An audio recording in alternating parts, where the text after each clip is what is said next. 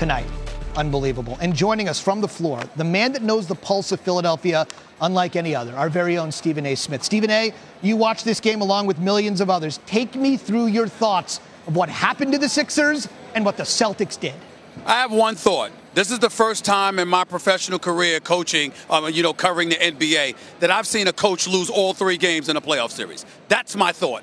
Game 1, they were ill-prepared. Game 2, that second quarter, you threw the game away by being up 19 with 3:43 left in the first half, and you let them go on a run to close it to within 5. You call no timeouts. You make no substitutions. You don't slow the pace. You don't get the ball inside to Joel Embiid, and you don't sub in anybody like a Markelle Fultz. Tonight, Philadelphia, Game 3, turnover prone. As Doris accurately pointed out, it's been a problem with them all year long. At the end of regulation, why do you have a shooter in J.J. Redick trying to make a point guard decision? He's the one who's supposed to be receiving the ball, not looking to make the pass. Why didn't you get the ball down low to Joel Embiid more? Why is he 17 to 19 feet away from the basket in pick-and-roll situations? What kind of sense does that make? Then on top of it all, you got overtime, and you saw what happened with the inbounds pass. You've got 5 guys on the floor. Only one of them is athletic enough to get away from Boston's defenders. That person would happen to be Ben Simmons, and you got him inbounding the balls. It makes no sense whatsoever.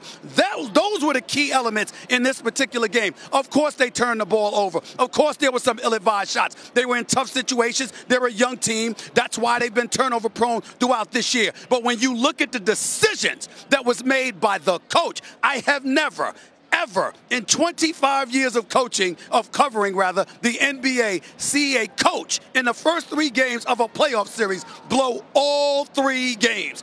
That is what happened, and that is why the Philadelphia 76ers are on the brink of elimination, about to get the broomsticks out and get swept up out of here. It's because of coaching. It's that simple. How about that? Stephen A. putting Brett Brown on notice. On the other side, if that's what you think about Brett Brown, take me through Brad Stevens, a couple of those ATO calls, and hanging in shorthanded, winning this game and putting them on the brink of the Eastern Conference Finals. Well, first of all, let me be clear. I'm not calling for Brett Brown to get fired. I'm just saying I wouldn't be surprised if it happened based on these 3 games performing. He did a good job during the regular season. It's just that these 3 games have been god-awful. Now to Brad Stevens. All you have to look at is the inbounds plays that he ran. Out of timeouts, each and every single time he came out of a timeout with the ball in his hands, he ran a play that ended up in points for the Boston Celtics. Al Horford scoring on a layup. Marcus Morris scoring on a jump shot. Jaylen Brown scoring on an open shot. Jason Tatum going on an open layup. You saw it throughout the game where Brad Stevens is proven to be, yet again, one of the great coaches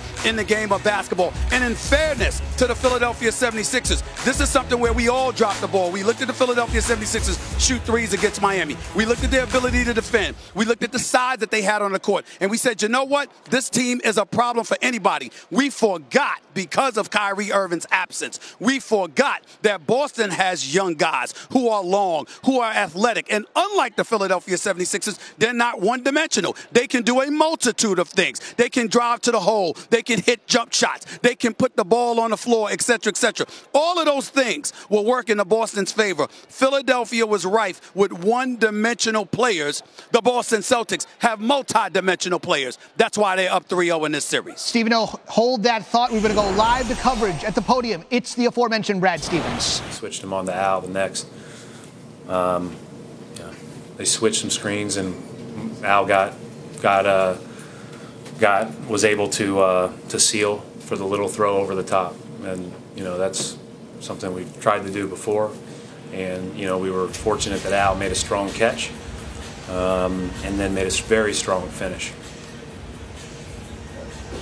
Bob's trying to say, Coach, just to follow up on Paul, were you not going to call timeout